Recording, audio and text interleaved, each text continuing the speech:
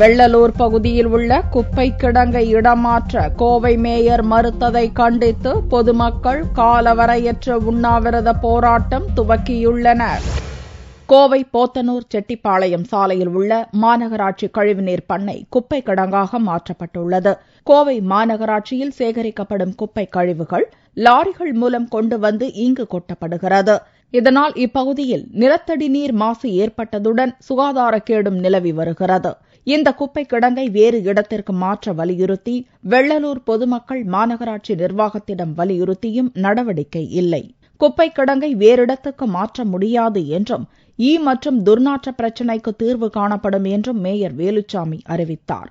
இதை கண்டித்து அப்பகுதி மக்கள் காலவரையற்ற உண்ணாவிரத போராட்டத்தை துவக்கியுள்ளனர். இந்த பகுதி மக்களின் உணர்வுகளுக்கு மதிப்பளிக்காத மாநகராட்சி நிர்வாகத்தை கண்டித்து எங்களுடைய தொடர் உண்ணாவிரத போராட்டமானது வெள்ளலூர் குப்பை கிடங்கை அகற்றும் வரை எங்களுடைய போராட்டம் தொடர்ந்து நடைபெறும். நாங்க இந்த காலவரையற்ற உண்ணாவிரதம் நாங்க லேடிஸும் இப்ப முன் வந்துட்டோம். இன்னியும் எங்கனால இனி பொறுமையா இருக்க கூடாது. நாங்க பல போராட்டங்கள் பல வழியில நடத்திருக்கோம். இதனிடையே குப்பை கிடங்கு பிரச்சினை தொடர்பாக உரிய நடவடிக்கை எடுக்கப்படும் என்று அதிகாரிகள் உறுதியளித்தும் பொதுமக்கள் தங்களுடைய போராட்டத்தை கைவிடவில்லை.